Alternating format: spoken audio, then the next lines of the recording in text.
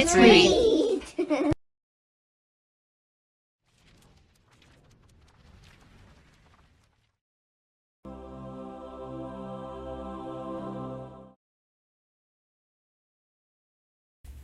The Swiss Family Robinson by Johann Weiss. Chapter 1. Shipwrecked. Many years ago, my family left Switzerland and boarded a ship bound for the sparkling blue waters of the Pacific Ocean. Our destination was an island near New Guinea, where we were to establish a colony. Along the way, we ran into a violent storm. For 6 days, the wind howled and tore at the sails, while the waves pounded against our little wooden ship, tossing it high in the air. On the 7th day, the masts ripped apart and fell in the sea. Several leaks appeared, and the ship began to fill with water. Realizing that the storm had driven us far off course, the frightened sailors fell to their knees in prayer. "You mustn't be afraid," I said to my 4 sons, Fritz, 15, Jack, 13, Ernst, 11, and Francis, 8, who clung to me trembling. "God will save us, for nothing is impossible to him." My wife, Elizabeth, wiped away her tears and reassured our sons that we would survive this crisis. I admired her courage, but my heart was heavy as I led my family in prayer. "Land ahoy! Land ahoy!" cried a sailor. At that same moment, the ship crashed into a large rock, sending everyone on board reeling in all directions. Then we heard a loud crack as if the whole ship was falling apart. Suddenly, the sea came rushing in. "All is lost!" shouted the captain in his booming voice. "Into the boats, men!" As the terrified sailors rushed by us, Elizabeth and the children looked at me in wide-eyed amazement. "Stay calm," I said. "There's no reason to panic. First of all, the water hasn't reached us yet, and secondly, we are near land. Wait here in the hold while I go see what is the best thing to do." On deck, one wave after another knocked me down. When I finally struggled to my feet, I was greeted by a scene of utter disaster. The ship was completely shattered, and there was a large gaping hole in one side where the water was rushing in. The crew had just cut loose the ropes of the boats and were pushing off into the churning sea. "Come back!" I shouted, but the angry ocean drowned out my cries.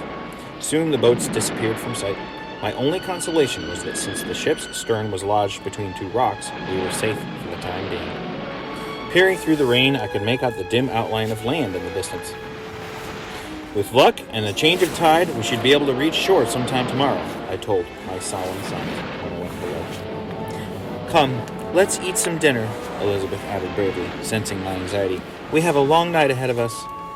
Fritz, my eldest son, who realized the danger we were in, sat up with us long after his brothers fell asleep. "I've been thinking," he said. "If only we had some life jackets, we could swim to shore." "Good idea, Fritz," I answered. "Let's see what we can find to make them with." In the kitchen, we uncovered some small wooden butter tubs. We tied these together, 2 by 2, using towels. When we were finished, we made 6 life jackets. Delighted with his accomplishment, Fritz curled up near his brothers and fell into a sound sleep. Elizabeth and I, fearing that each strange sound might spell disaster, kept a prayerful watch throughout the long night. The first rays of morning light wakened the boys, and they rushed up on deck to see a bright sun shining over the Pacific. As we saw that the sea was calm at last, our spirits began to soar. "Let's put on our new life jackets and swim to shore," Fritz cried. "Maybe you can swim, Fritz," Jack answered cautiously, still shaken by the desertion of the crew. "But the rest of us can't. We'd soon be drowned.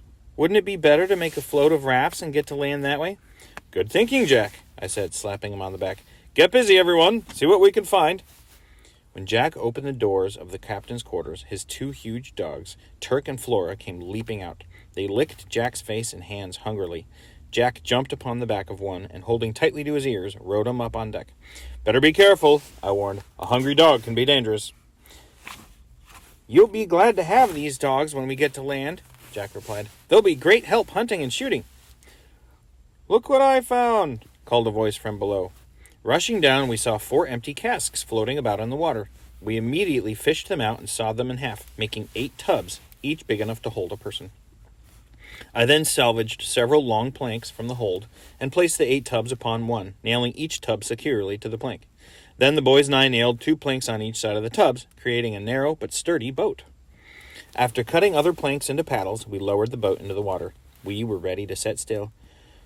"Wait!" cried my wife, scurrying up from another section of the hold. "You won't believe what I've discovered. A cow, a mule, 2 goats, 6 sheep, and a pig."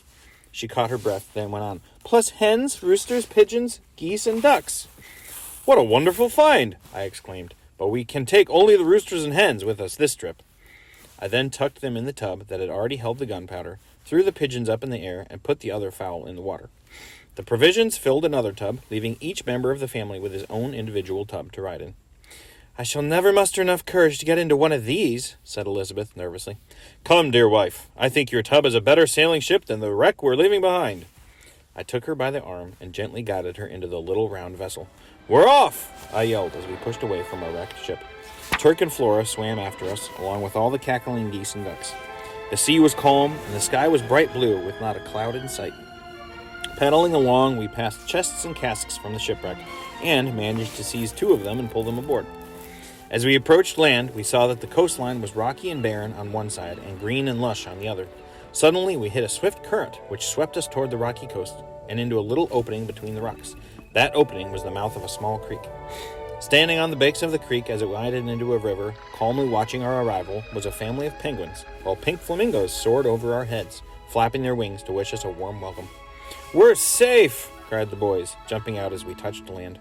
Elizabeth and I gathered our family around us and thanked God for a peaceful landing. Our hearts were full of joy. After unloading the boat, we pitched a tent near a brook and made beds of dried grass. Elizabeth helped us construct a crude kitchen, and she began preparations for dinner. While I was dragging the 2 casks up to the shore, the boys set about to explore the area. Jack found a giant lobster, and Ernst discovered an oyster bed. Fritz, returning from the other side of the creek, brought back an agouti, a native pig. He told of beautiful woods and fields with soft green grass for our animals to eat. Tomorrow we'll return to the wreck and bring all the animals here, I assured him. Did you see any trace of the crew? But neither Fritz nor the others had seen even a glimpse of the sailors. After dinner, as the sun sank in the west, we retired to our tent. We had been through a frightful ordeal, but we were grateful to be alive and together, and so it was that my family, shipwrecked at sea, spent their first night on a desert island somewhere in the South Pacific.